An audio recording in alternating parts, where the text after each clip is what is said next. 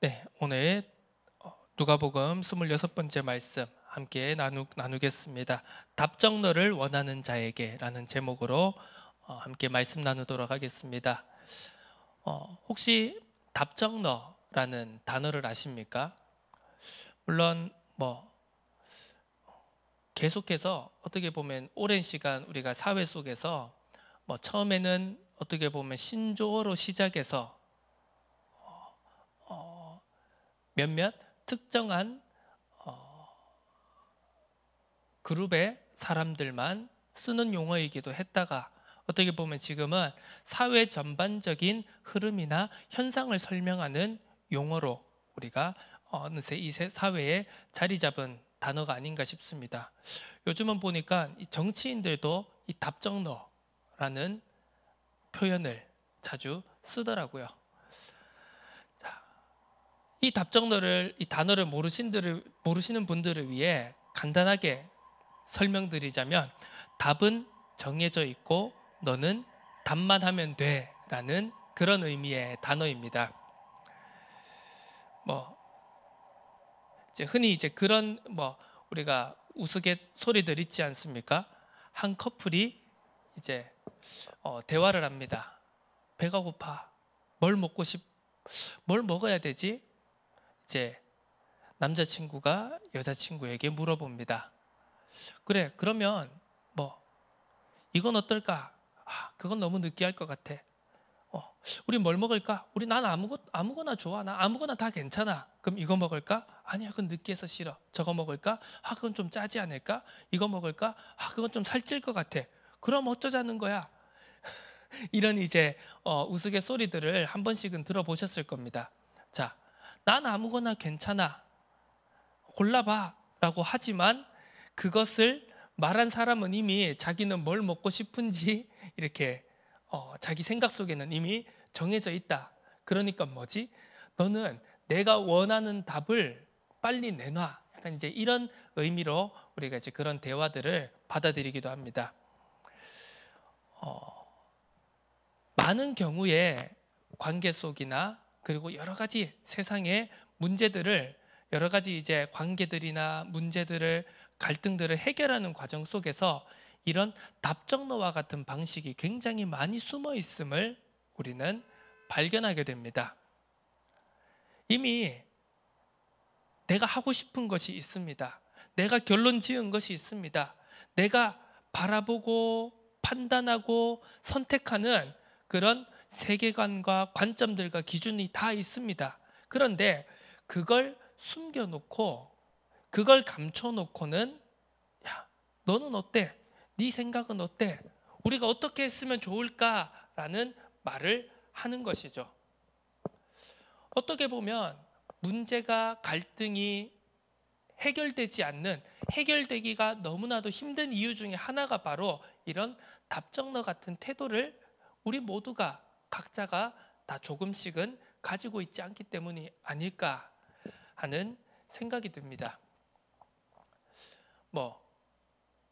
가장 우리가 쉽게 살펴볼 수 있는 연인과의 관계에서부터 혹은 배우자끼리의 관계, 가족끼리의 관계, 아니면 회사에서, 아니면 각자의 업의 현장에서, 그리고 사회에서, 그리고 경제, 정치, 사회의 모든 분야에서 이런 어떻게 보면 이런 사회적인 흐름, 시대적인 이런 현상에 대해서 우리가 한번 깊게 생각해 볼 필요가 있다는 것입니다. 자, 왜 이런 단어는 요즘 많은 사람들의 생각 속에 있는 하나의 현상이고 흐름이 되었는가?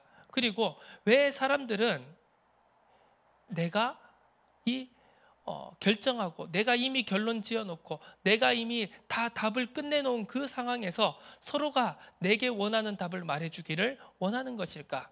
이런 부분들을 우리들의 삶 속에서 그리고 오늘날 우리들의 믿음과 신앙 속에서도 이런 문제들을 가지고 깊이 생각해 볼 필요가 있다는 것입니다.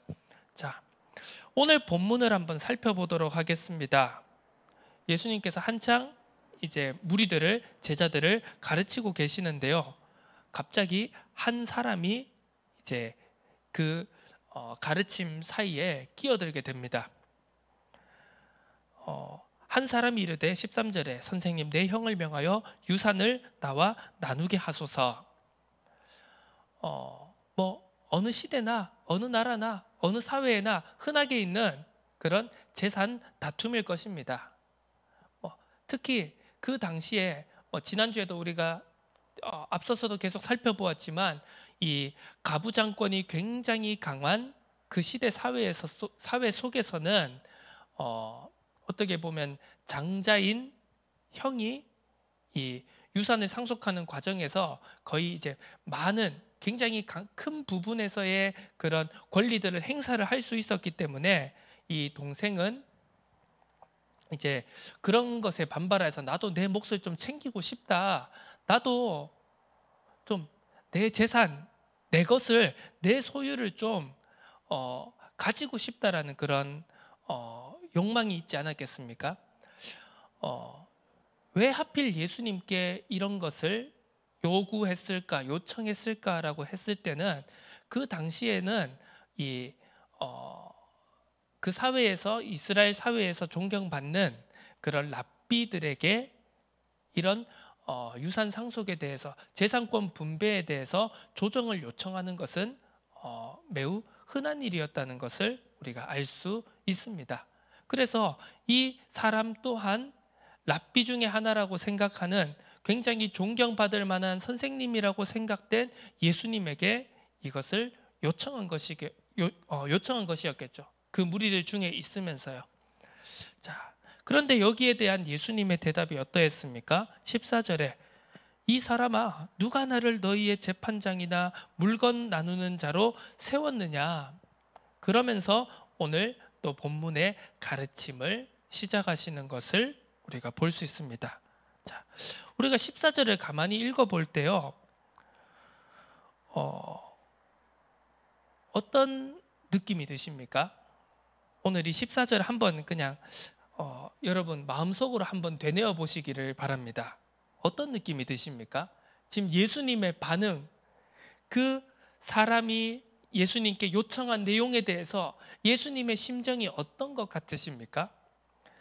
이게 뭐 원어로도 읽어도 그렇고 우리가 한글로 읽어도 이 번역되어진 한글 성경으로 읽어도 그렇습니다만, 자, 우리가 흔히 생각할 때도 이런 표현 어떤 느낌으로 받아들여지십니까?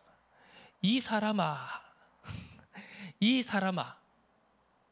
뭐 조금 더 이제 표현하자면, 조금 더 강하게 표현하자면 인간아, 이렇게도 표현할 수 있을 겁니다. 예수님의 마음이 좀 느껴지십니까? 지금 계속해서 이제 예수님께서 본격적으로 예루살렘으로 가시기로 결정하면서 그 여정의 길, 그러면서 제자도에 대해서 계속 말씀하시고 영적인 것에 대해서 말씀하시고 하늘 아버지에 대해서 말씀하시고 이런 복음의 진리들을 계속해서 가르치시는데 갑자기 도중에 끼어들어서 예수님께 이 사람이 선생님 내 재산 분쟁 좀 조정해 주십시오 라고 하는 겁니다. 자, 그런데 여기에 대해서 이 사람의 의도를 가만히 우리가 살펴보자면 어떻습니까? 자, 굉장히 순수한 마음에, 그리고 중립적인 마음에서 진짜 예수님, 뭐 흔히 요즘에 이제 유튜브에 그 한문철 TV 이제 그런 블랙박스 감정하는 거 보면 뭐 과실 비율이 몇 대 몇이냐 이것 좀 알려주십시오 이런 이제 컨텐츠들이 많지 않습니까? 진짜 자기가 지금 생각하고 있는 것이 하나도 없고 순수하게 이 예수님께 나와서 예수님 지금 내 형이랑 나랑 재산을 몇 대 몇으로 나누면 좋겠습니까? 예수님이 나눠주시는 대로 따르겠습니다. 이제 그 순수한 그 의도를 가지고 지금 나왔던 것일까요? 아니겠죠. 내가 이미 원하는 답이 있는 겁니다. 내게 조금 더 많게, 내게 조금 더 유리하게 판결을 해주었으면 좋겠다라는 그 마음을 이미 가지고 지금 예수님 앞에 나온 것입니다. 이 마음을, 이런 의도들을 다 알고 있기 때문에 지금 재산 분쟁을 조정을 요청하는 그걸 가지고, 그 자체를 가지고 예수님이 이렇게 답답해 하시는 것이 아니라요. 이미 그 의도와 생각이 너무나도 명확하게 그리고 노골적으로 드러나 있기 때문에 예수님께서는 어떻게 보면 한탄하신 것이 아닐까 싶습니다. 이 사람아, 지금 이렇게 중요한 이야기를 하고 있는데 지금 그걸 꼭 여기서 그렇게 얘기를 해야 되겠느냐? 그것도 너의 생각과 의도가 뻔하게 명확하게 보이는데 굳이 그걸 이 수많은 사람들이 그리고 이 제자들이 가르침을 받고 있는 이 상황에서 너는 꼭 그걸 지금 그렇게 얘기해야 되겠느냐? 요즘 그런 말 있지 않습니까? 눈치 좀 챙겨라. 왜 그렇게 눈치가 없냐? 그런 말씀을 예수님께서 하신 것이라고 생각이 됩니다. 자, 오늘 서론적으로 한번 생각해 보겠습니다. 자, 우리는 하나님이 주권자라고 말합니다. 하나님의 절대주권, 절대주권, 절대주권, 절대주권. 아주 어떻게 보면 우리가 자다가도 찌르면 절대주권 나올 정도로 우리는 그런 하나님의 절대주권에 대해서 말을 합니다. 항상 우리는 되뇌입니다.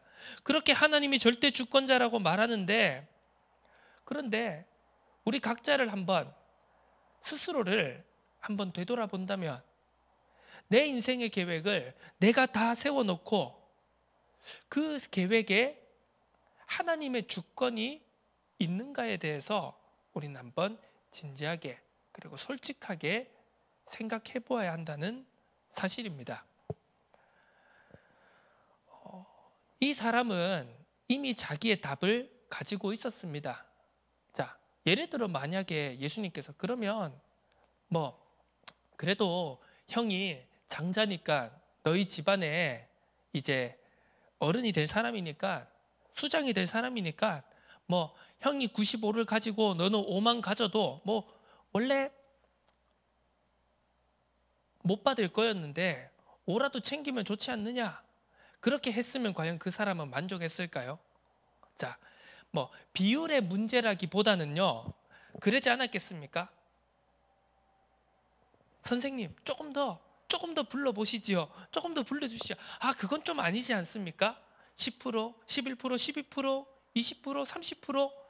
자기가 원하는 대답이 나올 때까지, 만족하는 대답이, 결론이 나올 때까지 그 사람은 아마 예수님께 몇 번이고 되물었을 것입니다. 그리고 자기가 원하지 않는 대답을 가지고 결론을 맺어야 되는 상황이 온다고 할지라도 그 결정에 승복하지 않았을 것을 우리가 어떻게 보면 너무나도 쉽게 유추해 볼 수 있는 것입니다. 오늘이 한 사람의 뜻은, 마음은 어떠했겠습니까? 이미 답을 가지고 와서 내 편을 들어주기를 바란 것입니다. 내가 원하는 대답을 해주기를. 그래서 저 사람의 권위를 힘입어서 내가 원하는 것에 대한 승인을 받기 위한, 받고 싶어하는 그 마음이 그 사람에게는 있었던 것입니다. 자, 그러면서 제자들에게, 무리들에게 오늘 또 가르침을 주시는 것입니다. 탐심에 대한 이야기를 하십니다. 그리고 하나님 없는, 하나님의 절대 주권을 인정하지 않는 내 계획을 세우는 것에서 대해서 이야기를 하십니다. 그리고 내 목숨과 몸을 위해서 염려하는 것에 대해서 경계하고 가르쳐주고 계십니다. 하나님의 나라에 대해서 말씀하고 계십니다. 자, 오늘 이것을 가지고 우리는 어떤 부분을 생각해 봐야 될 것이냐? 자, 크게 몇 가지 키워드를 먼저 한번 나눠보도록 하겠습니다. 자, 계획, 염려, 가짜 안전, 그리고 나라, 통제권, 통치. 자, 이런 키워드들을 한번 던져보겠습니다. 그리고 이 키워드들을 가지고 오늘 말씀의 의미를 우리가 어떻게 받아들이고 또 오늘날 우리들의 삶에, 그리고 내 신앙 속에, 내 발걸음 속에 어떻게 적용하며 어떻게 점검해 봐야 될 것인지를 한번 생각해 보았으면 좋겠습니다. 자, 이미 우리는 우리의 계획을 가지고 있는 경우가 참 많습니다. 자, 답정너의 근본적인 이유가 어디에 있을까요? 여러 가지 이유와 원인이 있겠지만요. 아무래도 자, 예를 들어 1대1의 관계 속에서 한번 생각해 보시겠습니다. 저 사람에게 내가 답정너를 원하는 것은요. 저 사람이 내가 무엇을 말했을 때 A를 답하든 B를 답하든 어떤 것을 답하든 간에 그 사람의 모든 행동과 말이 내 통제권 안에 있기를 원하는 마음 때문일 것입니다. 자, 지난주에 한번 얘기를 서론적으로 나누었습니다. 지금 이 시대에 모든 과학이 발전하고 학문이 발전하고 기술이 발전하고 모든 것의 인과관계가 점점 더 분명해지는 이런 시대와 그런 문화권에서 그런 흐름 속에서 살아가는 오늘날 우리들에게는요, 이 뭔가 변수가 생긴다는 것은 참 힘든 일일 것입니다. 뭐가 내가 계획하고 요즘 이제 동기부여나 성공을 가르치는 사람들 보면 그런 거 있지 않습니까? 5년 하루 계획, 주간 계획, 월간 계획, 연간 계획, 5개년 계획, 10년 뒤의 계획, 이런 계획들을 다 짜놓아야 된다라고 이야기하지 않습니까? 요즘 굉장히 유명한 그 오타니라고 하는 일본의 야구 선수 있지 않습니까? 메이저리그에서. 자, 그 선수를 보니까 이미 10대 때부터 그 인생 스케줄에 대한 계획을 다 짜놓은 겁니다. 열 몇 살 때는 이렇게 되고 20살 때는 어디를 하고 그래서 20대 중반에는 메이저리그를 진출하고 어떻게 그래서 이제 성공을 말하고 성공을 가르치는 사람들의 논리는 다 그렇습니다. 자, 그렇게 계획을 다 세워놓고 긍정적인 마음을 가지고 최선을 다하면 어느 순간 내 인생이 그 계획표대로 이루어진 것을 확인할 수 있을 것이다. 자, 틀린 말이 아닐 수가 있습니다. 그리고 실제로 그런 방식으로 살아서 성과와 열매를 거둔 사람들이 세상에는 분명히 있습니다. 자, 그런데 말입니다. 자, 예를 들어 그런 운동선수들의 계획에 대해서 한번 생각을 해보겠습니다. 자, 자기가 열심히 훈련을 하고 연습을 하고 실력을 갈고 닦습니다. 그러면서 자기 계획에 대해서 세웁니다. 국내 리그에서 뛰다가 해외 리그로 가고 그리고 내가 어떤 목표한 팀으로 가서 거기에서 최고의 선수가 된다. 최고의 연봉을 받는다. 최고의 대우를 받는다. 자, 그런 계획을 내가 1년, 5년, 10년, 20년 계획을 다 세워 놓았다고 생각을 해보겠습니다. 그런데 만약에 불의의 사고를 당하고 불의의 부상을 당해서 그 계획이 이루어지지 못하는 경우들을 우리는 너무나 많이 보지 않습니까? 자, 특히 운동선수들 같은 경우에는요, 실력도 실력이지만 운도 실력이다라는 말을 하는 이유가 무엇이겠습니까? 정말 천재적인 실력을 가지고 있는 선수들이라 할지라도 부상의 그 불운을 피하지 못해서 그 선수의 생명이 너무나도 짧게 마무리되는 것을 우리는 얼마나 많이 보았습니까? 그렇습니다. 자, 이 인생의 변수라고 하는 것은요, 인생의 내 계획과 내가 원하고 노력하는 대로 이루어지지 않는 그 인생의 변수라는 것은요, 무작위로 찾아온다는 겁니다. 계획을 세우지 않고 노력하지 않는 사람에게 찾아오지 않을 수도 있습니다. 그 변수는. 그런데 열심히 노력하고 열심히 계획을 세워서 열심히 내 의지를 가지고 인생을 그 계획대로 차근차근 나가는 사람에게도 그 변수는 올 수 있다는 것입니다. 자, 그 변수가 오지 않는다면 참 좋겠죠. 그 내 계획에 없는, 내 계획에 포함되어 있지 않은 그 돌발적인 상황이, 불운이 내게 찾아오지 않는다면 참 좋겠죠. 그런데 그 불운이라고 하는 것은, 그 돌발적인 변수라고 하는 것은 어느 누구에게 가리지 않고, 그리고 내가 얼마나 열심히 삶을 살았냐 그렇지 않냐 거기에 따지지 않고 누구에게나 찾아올 수 있다는 것입니다. 자, 어떻게 보면 성공을 말하고 성공을 가르치고 나는 이렇게 살았으니까 너희도 이렇게 살면 된다라고 말하는 사람들은 아직까지 그 모든 자기의 계획이 산산조각이 날 만큼의 변수가 오지 않은 세상적으로 말하자면 운 좋은 사람에 포함되는 것이었던 사실입니다. 세상에 얼마나 노력하는 사람들이 많습니까? 그런데 내 환경이, 내 운이, 내 어떤 여러 가지 조건들이 되지 않았기 때문에 결국은 꽃을 피우지 못한, 열매를 맺지 못한 사람들이 얼마나 이 세상에 많습니까? 자, 우리는 그런 부분들을 생각해 봐야 된다는 것입니다. 오늘 본문 말씀이 그것을 이야기하고 있습니다. 예수님의 비유를 한번 살펴보겠습니다. 16절부터 21절까지가 바로 그 내용이지 않습니까? 한 부자가 있습니다. 올해도 풍년이네. 정말 많은 것을 내가 올해 내년에 먹고도 남을 만큼 정말 많은 소출이 내게 왔구나. 그러면서 고민을 하기 시작합니다. 야, 이거 아직 쌓아둘 창고도 다 부족한데 어떻게 할까? 그래, 지금 있는 창고를 헐고 더 튼튼하고 더 큰 창고를 지어가지고 저걸 저장해둬야 되겠다. 그러면서 내 영혼에게 이르면서, 영혼아, 여러 해 쓸 물건을 많이 쌓아두었으니 평안히 쉬고 먹고 마시고 즐거워하자.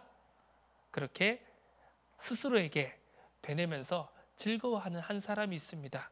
예수님이 말씀하십니다. 하나님이 이르시되 어리석은 자여, 오늘 밤에 내 영혼을 도로 찾으리니 그러면 내 준비한 것이 누구의 것이 되겠느냐. 이런 말씀을 하십니다. 자, 여기에서 우리는 이 가짜 안전에 대해서 한번 생각해 볼 필요가 있습니다. 왜 계획을 세울까요? 내 미래가 어떻게 될지 모른다는, 저 사람이 어떤 생각을 하고 저 사람이 나에 대해서 어떤 생각을 할지, 내가 가지고 있는 계획에 대해서 어떤 반응을 할지 알 수 없는 그 두려움이 있기 때문이 아니겠습니까? 그렇기 때문에 어떻게 보면 더 내가 계획을 세우고 더 내가 답을 가지고 저 사람이 내가 원하는 대로, 내 계획대로, 내가 내린 답대로 말해주고 생각하고 행동해주면 좋겠다, 같이 해주면 좋겠다, 따라해주면 좋겠다, 그런 마음 아니겠습니까? 자, 우리가 계획을 세우는 것은요, 세상적인 그리고 인본적인 계획을 세우는 것은요, 한 치 앞도 모르는 미래에 대한 두려움을 극복하기 위한, 그 계획을 세워놓았으니까 괜찮겠지라고 하는 안심이 있지 않겠습니까? 그런데 가만히 살펴보면 그 내가 계획을 세워놓고 내가 모든 것을 다 준비한 것처럼 보이면서 거기에 대해서 이 정도 했으면 좀 이제 내 마음이 편하죠, 이제 안심이야 라고 하는 그 가짜 안전이 우리에게 있어서 보이지 않는 큰 문제라는 사실을 우리가 생각해 볼 필요가 있습니다. 오늘 이 본문에 나온 이 소출을 많이 거둔 부자가 어떻습니까? 자기 계획을 다 세웁니다. 막 이렇게 저렇게 하고 더 창고를 더 크게 지어가지고 더 저장을 하고, 그래서 이 저장해 놓은 것을 가지고 내가 앞으로 몇 년 동안 든든히 먹고 안전하겠지. 하나님이 말씀하십니다. 야, 오늘 저녁에 네가 죽으면 그게 다 무슨 소용이냐? 네가 오늘 밤에 죽으면 네가 저장해 놨던 것이 누구에게 가겠느냐? 그것을 지금 말씀하고 계신 겁니다. 자, 제가 지금 속된 말로 재수 없는 이야기를 하고 있는 것이 아닙니다. 목사님은 뭐 그렇게 재수 없는 말을 하십니까? 뭐 우리들 인생에 불행이 찾아올 수도 있고 변수가 찾아올 수도 있고 우리의 계획이 다 엉클어질 수도 있다는 그런 말을 왜 굳이 설교 시간에 하십니까? 라고 생각하실 수도 있겠습니다. 자, 하지만 엄연한 현실을, 분명한 사실을 우리는 외면하지 말아야 된다는 것입니다. 자, 핵심은 무엇입니까? 내게 불운이 찾아올 수도 있다는, 내게 변수가 생길 수 있다는 그 두려움이 진짜 문제가 아니라요, 그걸 떨쳐내기 위해서 하나님의 계획과 하나님의 주권과는 상관없는 내 계획을 세우는 것이, 그러면서 그 계획을 세운 것으로 인해서 내가 안심을 누린다는 그 보이지 않는 마음이, 중심이 진짜 문제 아니겠습니까? 오늘 예수님께서는 제자들에게, 무리들에게 그것을 말씀하고 계시는 것입니다. 그러면서 오늘 그 재산 분쟁 조정을 요구하는 그 사람에게 그것을 말하는 것입니다.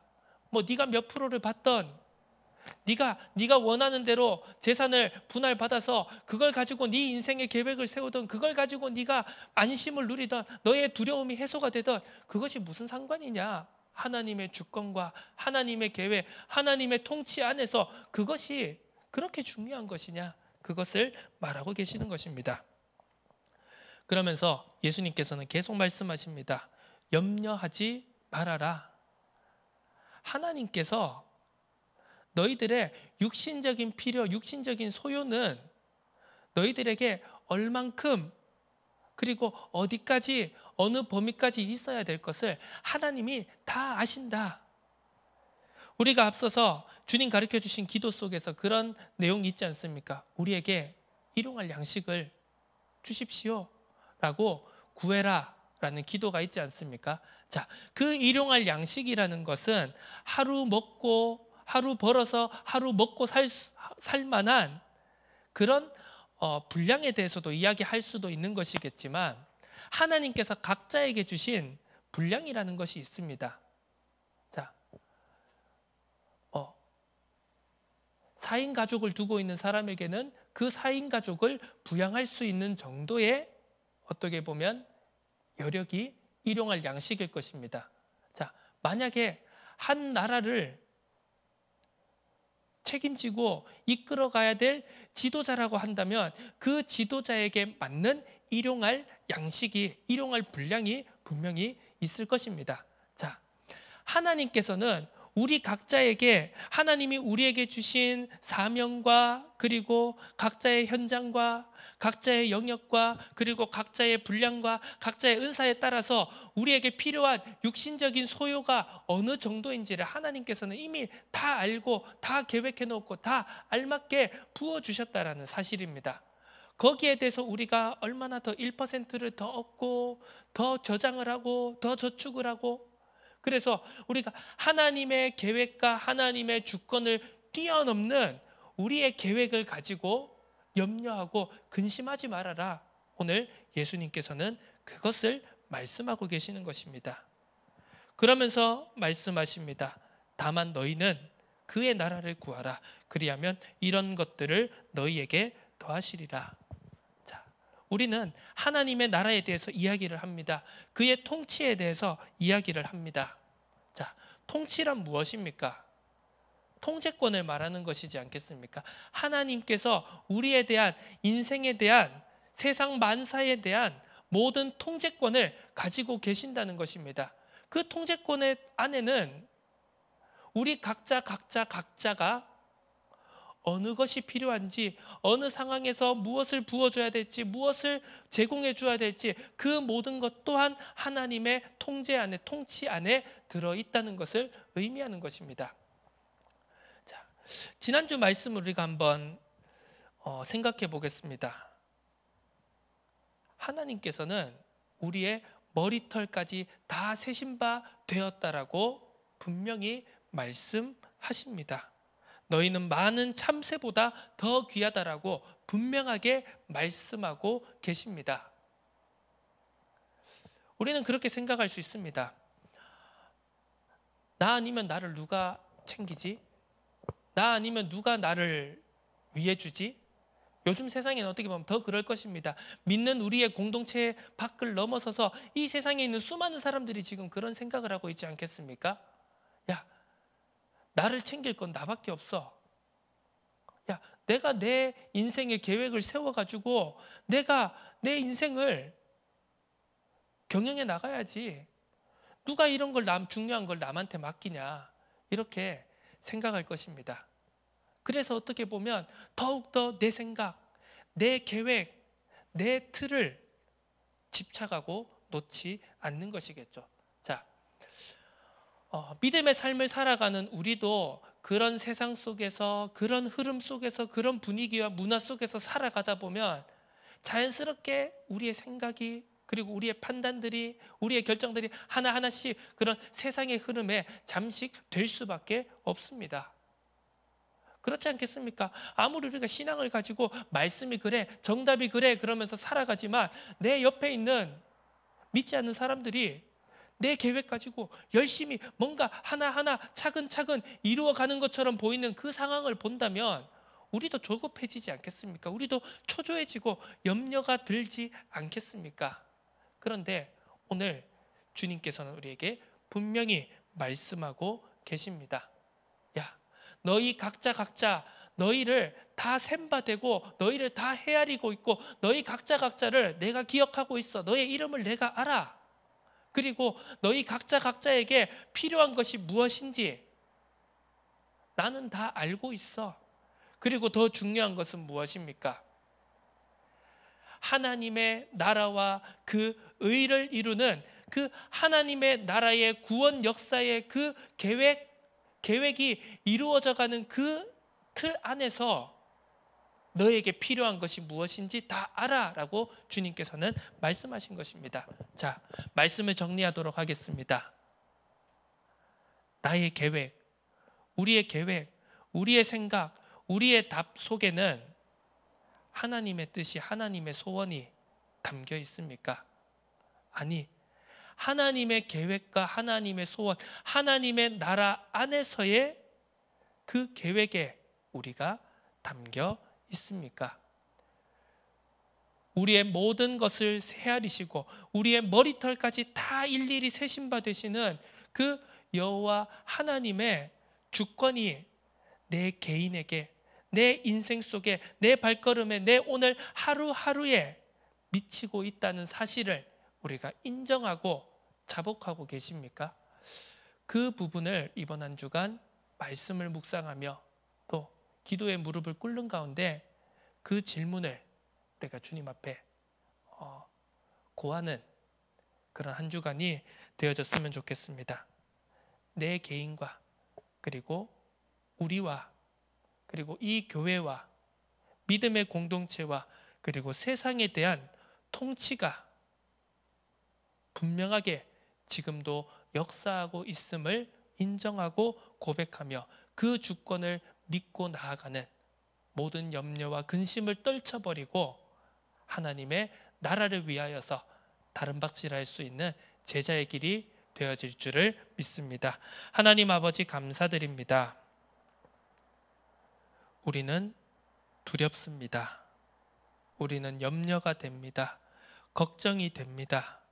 그래서 우리는 늘 순간순간 하나님의 주권과 하나님의 나라와 그 의가 이루어져 가는 그 계획과는 상관없는 우리의 생각과 우리의 계획과 우리의 답을 가지고 걸어가려고 할 때가 참으로 많습니다. 우리의 연약함을 긍휼히 여겨주시며 그 통치 속으로 감사와 기쁨으로 들어갈 수 있는 그 하나님의 나라의 통치 속에서 우리 각자에게 부어주시는 분량을 감사와 기쁨으로 받아들이는 믿음을, 담대함을 허락하여 주옵소서. 감사드립니다. 예수 그리스도의 이름으로 기도드립니다. 아멘.